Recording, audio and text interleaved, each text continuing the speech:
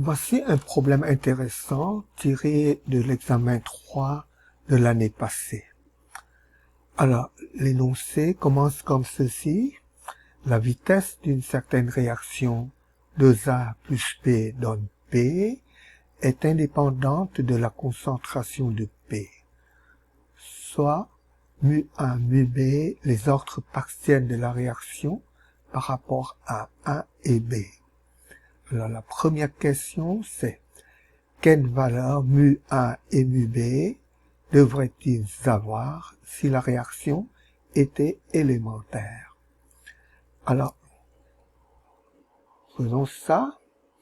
Dans un premier temps, rappelons ce que c'est qu'une réaction élémentaire, n'est-ce pas? Cette réaction élémentaire, eh bien, elle reflèterait une collision de deux molécules de A avec une molécule de B pour donner du produit P. Donc, une réaction élémentaire, je vous rappelle que c'est par définition une réaction dont l'équation stéchiométrique telle qu'écrite représente ou bien reflète un événement de collision au niveau moléculaire. Donc un acte élémentaire de collision, quoi. Ici, ce serait une collision de trois molécules à la fois, deux molécules de A et une molécule de B. À cause de cette définition d'une réaction élémentaire, les ordres partiels d'un réactif d'une réaction élémentaire devraient forcément être égal à son coefficient stéchiométrique et les ordres partiels des produits devraient être égal à 0 puisque les produits n'interviennent pas dans la collision à part le fait qu'ils sont formés au cours de cette collision. Mais il n'y a pas de collision entre des molécules produits et des molécules de réactifs pour produire la réaction.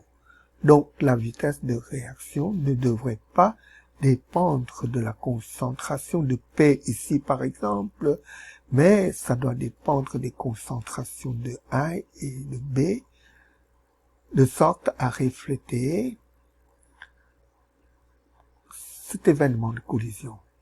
En d'autres termes, si la réaction est élémentaire, laissez-moi peut-être écrire ça en rouge. Donc, si réaction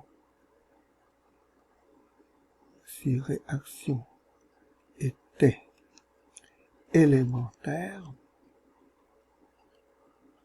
eh bien, on devrait avoir mu A égale au coefficient stéchiométrique de A dans cette équation-là, c'est-à-dire 2, et mu B devrait être égal à 1, qui est le coefficient stéchiométrique de B dans cette équation-là. Voilà.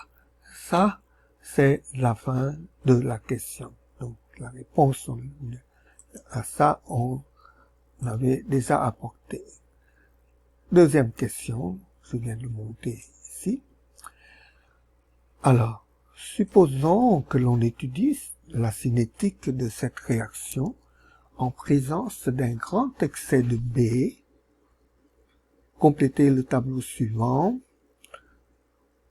Et dans ce tableau, regardez bien, vous avez à la première ligne juste deux temps qui sont indiqués, 0 et 5, et des points d'interrogation qui vous demandent de compléter ces temps de sorte à avoir ces concentrations correspondantes de A à la deuxième ligne, sachant que au temps t égale à 0, on était parti avec 1 mol par litre de A, et après 5 secondes, il resterait 0,5 mol par litre de A.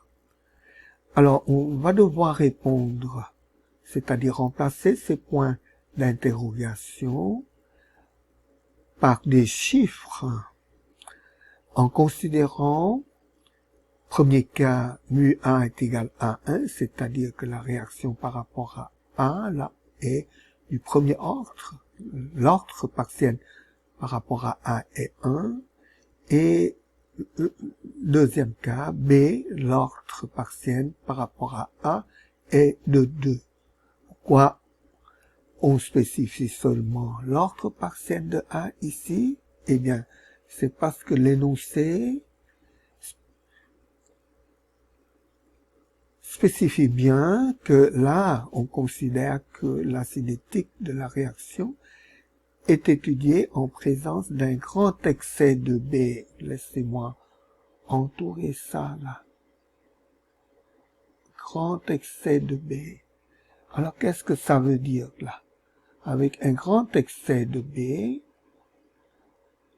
initialement, donc si la concentration de B est largement supérieure à la concentration de A, eh bien, le degré d'avancement va être limité par cette concentration initiale de A qui va représenter le degré d'avancement maximal, la valeur maximale que ça peut prendre le degré d'avancement de la réaction, de sorte que la concentration de B à tout temps, qui est égale à la concentration initiale de B, moins le degré d'avancement, zeta. Mais si ce degré d'avancement zeta est toujours plus faible que ce zeta max qui, lui, est bien plus faible que B0, c'est-à-dire ça, là, eh bien, ça veut dire que ce degré d'avancement, zeta, est négligeable vis-à-vis de B0. Donc, laissez-moi écrire ça. Ça, c'est négligeable vis-à-vis de B0. Et on a donc la concentration de B au temps T et à tout temps, la concentration de B est égale à la concentration initiale de B. En d'autres termes, c'est une constante. De sorte que si la réaction suit une loi de vitesse du type moins dA dt, ah tiens, je dois écrire moins 1,5 parce que le coefficient stéchiométrique de A dans cette réaction-là, laissez-moi mettre ça en couleur ici, là, et ça fait que vous devez mettre ce coefficient stéchiométrique-là. D'accord? Alors, donc, ça c'est la définition de la vitesse de cette réaction-là, selon la stéchiométrie de la réaction. Supposons que ça satisfait une loi de vitesse du type K fois concentration de B à une certaine puissance qu'on appellerait mu B fois concentration de A à une puissance mu A inconnue. Ces deux ordres partiels par rapport à mu A et mu B sont inconnus là pour le moment, n'est-ce pas? Et là maintenant, si la concentration de B à tout temps est égale à une constante qui est la concentration initiale de B, eh bien on peut remplacer la concentration courante de B par sa valeur initiale, la valeur initiale de la concentration de B. Voilà.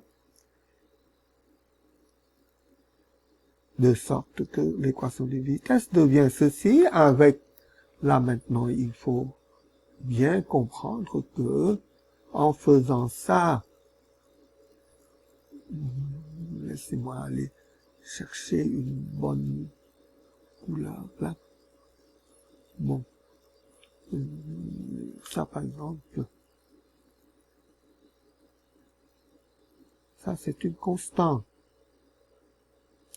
Donc, il n'y a plus de concentration de B qui dépend du temps, qui doit être considérée comme dépendant du temps et qui contribue à la dynamique dans cette équation-là. Ça étant devenu, ça étant une constante maintenant. Une constante de vitesse effective qu'on peut écrire là, constante de vitesse effective si vous voulez, ou bien apparente, qui dépend de la concentration initiale de B. C'est une fonction de la concentration initiale de B. Voilà. D'accord? Et en faisant ça, donc, en étudiant la cinétique de la réaction avec B en grand excès, eh bien, on est en train, finalement, au fond, d'isoler A, d'isoler le comportement cinétique de la réaction par rapport à A, en rendant la contribution de B inexistante dans ces situations-là. Et vous reconnaissez que ça, ce n'est rien d'autre que la méthode de dilution d'Ostwald ou bien encore méthode d'isolation d'Ostwald qu'on est en train de faire là, n'est-ce pas? Méthode d'isolation d'Ostwald.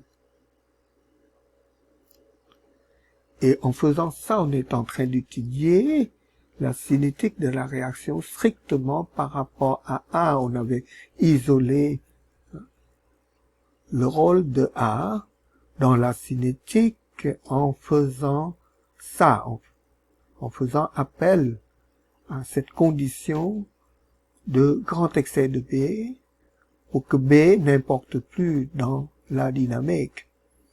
Voilà. Et maintenant, on est en train de regarder quoi ici, là? Regardez bien. Là, c'est la concentration initiale. Après 5 secondes, après 5 secondes, il reste 0,5 mol par litre en partant de 1 mol par litre. En d'autres termes, la concentration de A au bout de 5 secondes ici, c'est la moitié de cette concentration 1 mol par litre qui est la concentration initiale. Par conséquent, ça c'est un temps T1,5. 5 secondes ici, c'est un temps T1,5. Appelons ça premier temps. T1,5, une première analyse ou bien première expérience de temps de demi-réaction. Alors ensuite, la question vous demande de compléter ces endroits-là du tableau marqués avec un point d'interrogation, donc ces temps, sachant que à ce temps-là, par exemple, la concentration c'est 0,250 mol par litre, qui correspond à la moitié de 0,5. Par conséquent, quand on passait de là à là, on est en train de réaliser, disons, une expérience de temps de demi-réaction. En d'autres termes, ça c'est un temps de demi-réaction aussi. De même, quand on passe de 0,250 à 125, laissez-moi prendre une autre couleur de crayon, ça, là, voilà. Et quand vous passez de là à là, encore une fois, vous avez la concentration, cette concentration-là que vous pouvez considérer comme concentration initiale pour que cette fois-ci, et 0,125, c'est la moitié de cette concentration-là. Donc, encore une fois, là, ça correspond à un temps T1,5. Quand on passe de là à là, c'est un autre temps T1,5. Alors, donc, pour compléter ce tableau, ben, il faut trouver ce temps T1,5 ici, et ensuite, finalement, pour que la dernière entrée, vous reconnaissez que c'est aussi un problème de temps de demi-réaction là, parce que 0,0625, c'est la moitié de 0,125, n'est-ce pas? Donc il suffit de trouver ce temps de demi-réaction aussi, hein, indiqué par cette nouvelle couleur brun là. Voilà. Et évidemment, ce premier temps de demi-réaction qu'on doit trouver, c'est ce temps de demi-réaction en magenta ici, ensuite le temps de demi-réaction en vert, et puis le quatrième temps de demi-réaction ici en brun. Et la valeur de ces temps de demi-réaction va évidemment dépendre de l'ordre de la réaction mu par rapport à A, de l'ordre de mu A ici. Car on est en train de regarder une équation de vitesse strictement pour A, n'est-ce pas? Et donc qui est gouvernée par l'ordre mu A de la réaction globale. Voilà, vous avez compris maintenant le sens de la question, n'est-ce pas? Alors continuons. Maintenant, j'ai pris une couleur bleue pour écrire la réponse ici. Je crois que c'est correct. Alors, maintenant, pour le cas A, mu A égale à 1. Alors, c'est une réaction d'ordre 1, et vous savez que une réaction d'ordre 1 est caractérisée par le fait que le temps de demi-réaction T1,5 pour une réaction d'ordre 1 est indépendant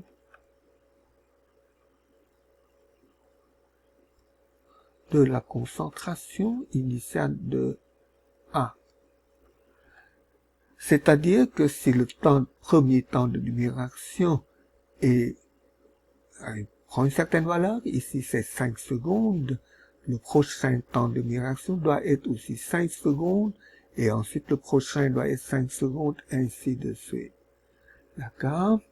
Alors laissez-moi écrire ça en bas ici. Donc ça veut dire que T1,5 ici, hein, pour cette expérience, le deuxième temps de demi-réaction, appelé T1,5 indice supérieur 2 ici par exemple, doit être égal au T1,5 pour que la première expérience là, n'est-ce pas, qui est de 5 secondes, n'est-ce pas, parce que celui-ci était égal à 5 secondes là, pour la première fois que l'on voit apparaître cette décroissance de la concentration de moitié exactement, d'accord.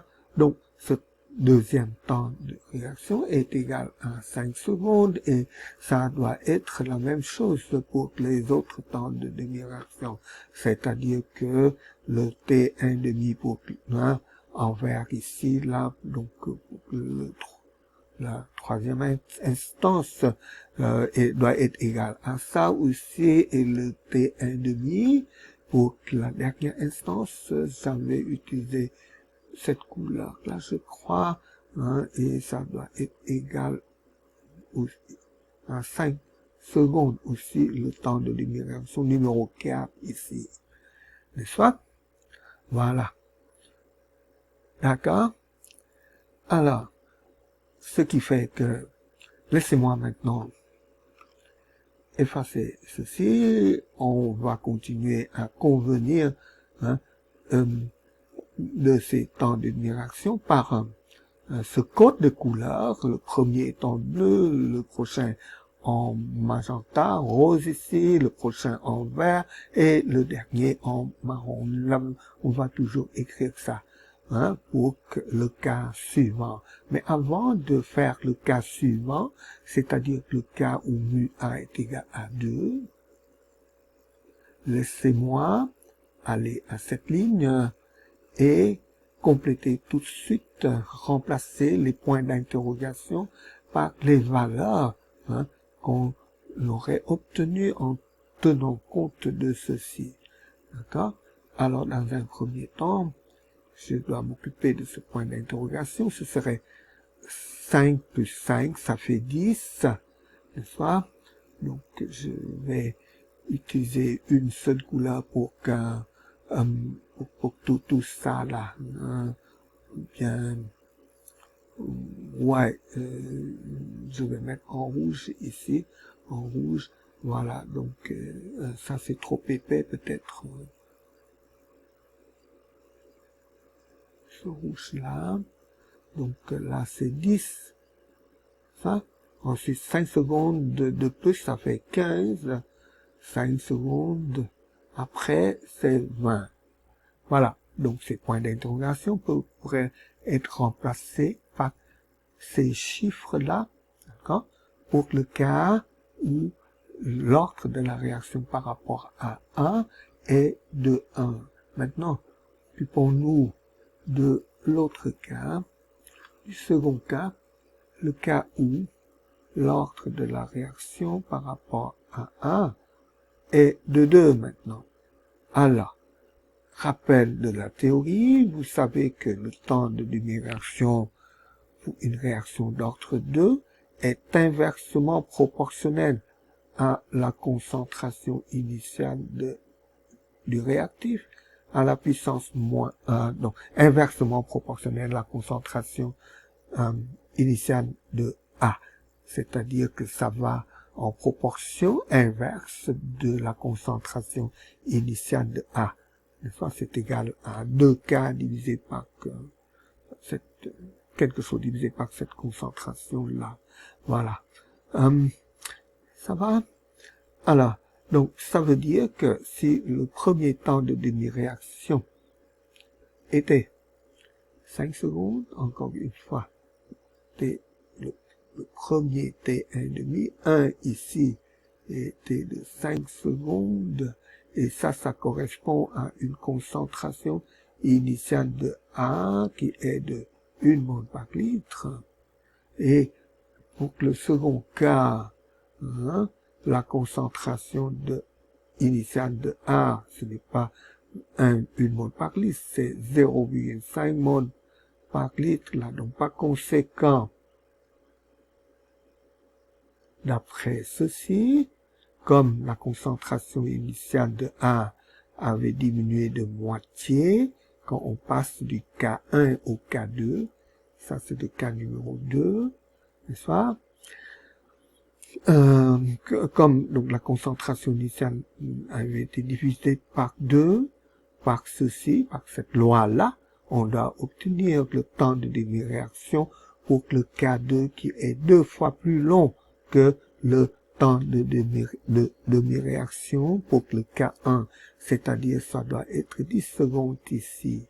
Alors on peut tout de suite continuer pour que les autres cas, le cas maintenant pour que bien c'est tout ça, le cas 3, hein, la concentration initiale, ça encore une fois aurait diminué hein, un autre facteur de 1,5 hein, pour donner 0,25 mol par litre ici. Hein, donc comparé avec la concentration initiale de A de la première expérience qui est de 1 mol par litre, ça c'est le cas de ça, n'est-ce pas? Ouais. Mais comparé avec le cas 2, c'est la moitié. Donc, ça veut dire que le temps de demi-réaction pour le cas 3 doit être 2 fois plus long que le temps de demi-réaction du cas 2, c'est-à-dire ça doit être 20 secondes.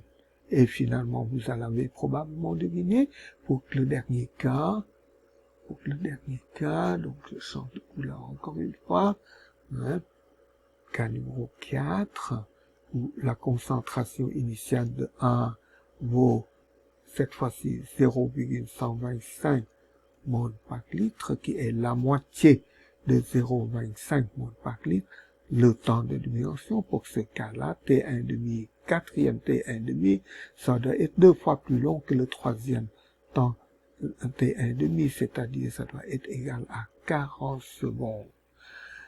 Donc, on est prêt maintenant pour revenir au tableau, hein, pour le compléter avec les valeurs de ces temps-là, là où on avait ces points d'interrogation.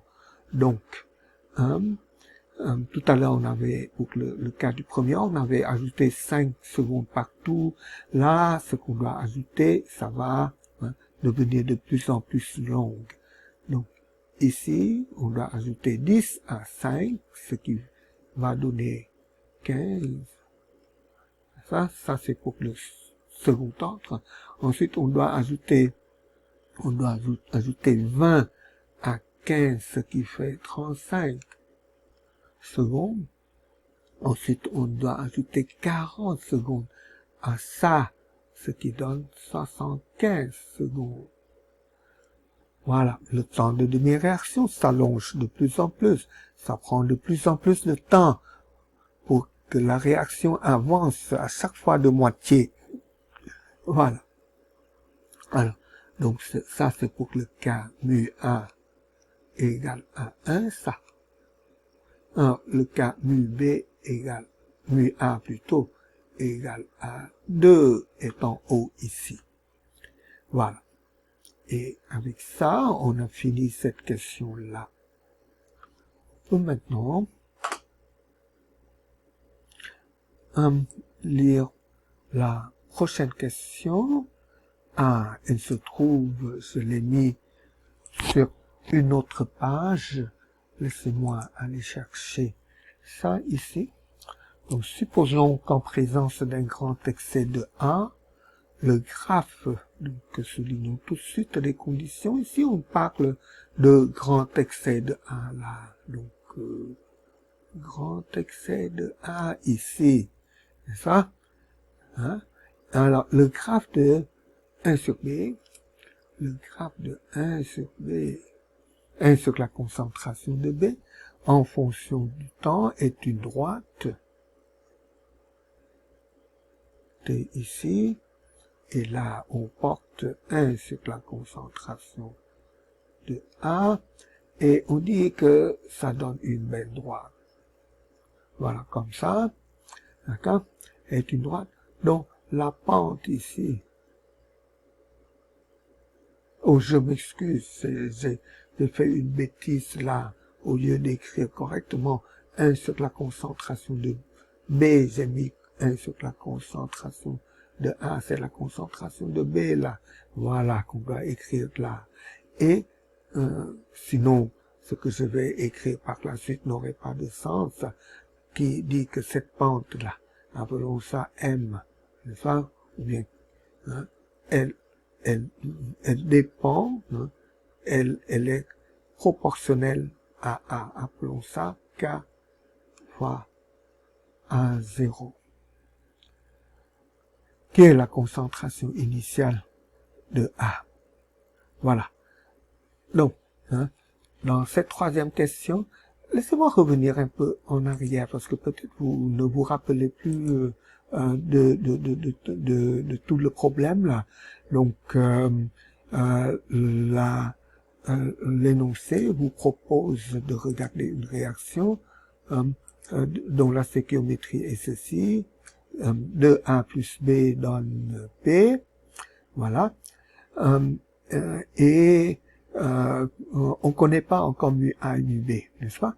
Alors, chacune des questions, première comme deuxième, pose des hypothèses sur que la réaction et vous demande quelles seraient les valeurs prises par ces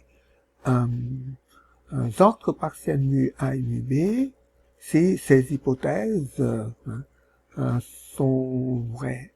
À la première question, l'hypothèse, c'est que la réaction était élémentaire. Dans la deuxième question, non, on ne pose pas une hypothèse sur la réaction, mais on vous demande ce qui se passe au niveau du temps de demi-réaction si, on dit bien si là, mu A était égal à 1 ou B, mu A est égal à 2. D'accord? Et avec B qui est en grand excès, donc on laisse mu B inconnu là, dans ça. Donc jusque-là, vous êtes d'accord avec moi que mu A et mu B continuent à être des inconnus là. On n'a pas encore déterminé mu A et mu B. Alors, non plus dans la dernière question, parce que là, à la dernière question, on suppose que c'est une hypothèse.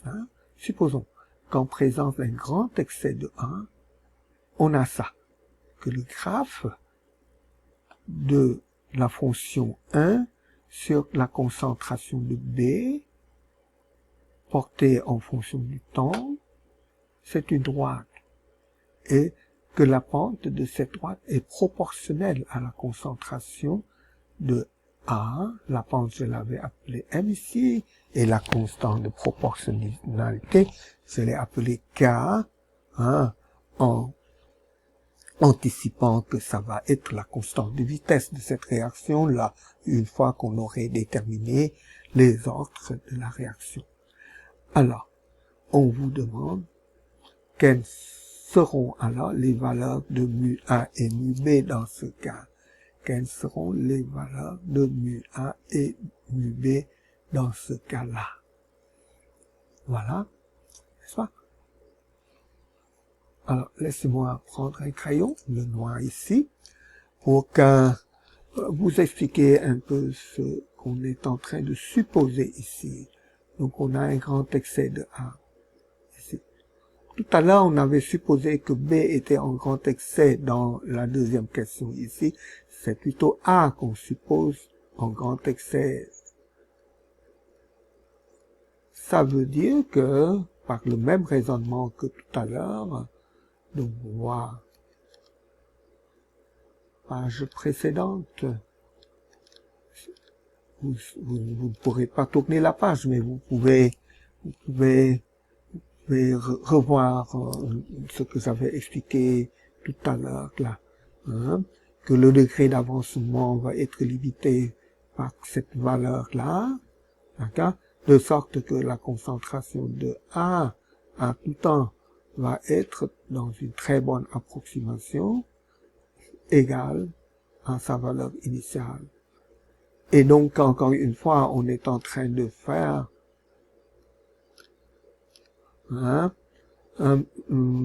la méthode d'isolation d'Oswald ici pour isoler cette fois-ci le comportement de B, n'est-ce pas? Voilà, dans la réaction, comment est-ce que B régit la réaction. Et pour obtenir une équation de vitesse qui est moins dB dt, je vous rappelle que la réaction avait une stéchiométrie telle que le coefficient stéchiométrique de B était de 1. D'accord? Alors donc, la vitesse de la réaction s'écrit comme ceci. Voilà. Fois concentration de B qui est, voilà, qui est la concentration au temps t courant, tandis que la concentration de A au temps t courant peut être remplacée par la concentration de A au temps initial. Alors, mu B n'est pas encore connu, donc je dois mettre ça là. Mu A non plus, on doit déterminer mu A, mu B. Là, présentement, on n'est pas en train de supposer que mu A est égal à 1, mu B égal à 2, ou bien quelque chose comme ça. Là, on doit démontrer, on doit trouver ces ordres mu A et mu B en nous basant sur la donnée de la question qui est que 1 sur la concentration de B portée en fonction du temps dans ça, du droit, et que cette pente varie linéairement avec la concentration de A. Alors comme avec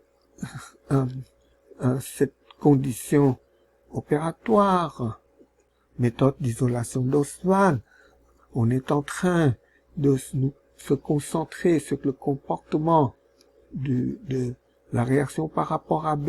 Là, je vais éliminer ça comme ça, d'accord, pour dire que c'est la cinétique d'une réaction simple avec un seul réactif qui importe, qui est B ici, dont l'ordre mu B à être déterminé, et cet ordre de mu B, vous voyez bien que c'est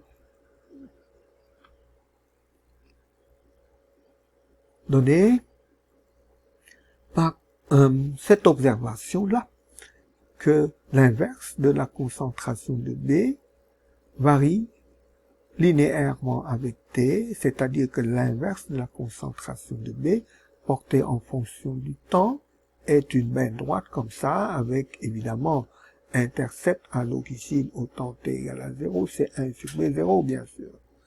Alors ça, vous savez que c'est une signature d'une réaction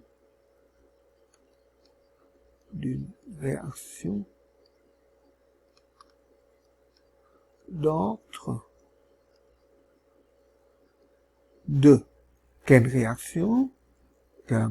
C'est la réaction de tantôt, mais avec A qui est largement en excès, de sorte que pour toute fin pratique, dans la réaction, si vous avez 2A plus B donne P, et que A est largement en excès, de sorte que sa concentration ne varie pas, donc ça c'est comme un spectateur, donc pour toute fin pratique, c'est comme si vous avez une réaction B qui donne P en présence de A qui ne fait rien là, quoi, n'est-ce pas? Donc c'est ce genre de réaction dont on est en train de parler ici quand on dit que c'est une réaction d'ordre 2. Donc voilà, ça nous permet tout de suite d'écrire mu B est égal à 2. Voilà. Qu'en est-il de l'ordre de la réaction par rapport à A1? Eh bien, selon ce qu'on avait appris là, laissez-moi descendre un peu ici. On a vu, laissez-moi peut-être reculer en arrière 2, 3 fois. Voilà. On sait que, donc c'est un rappel de cours là. On sait qu'on a vu que, pour une réaction, d'accord, B donne B, n'est-ce pas, d'ordre 2,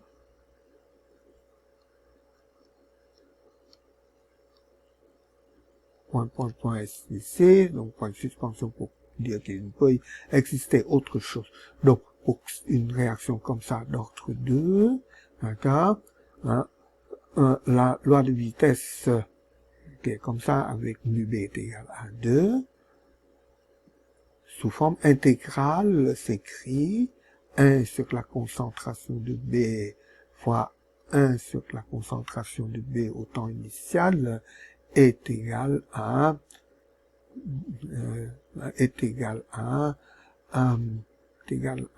quoi? À K fois, non, laissez-moi effacer ça, laissez-moi, égal à M fois T, appelons la pente de ça comme M, d'accord? Or, cette pente-là, c'est ça, c'est la constante de vitesse apparente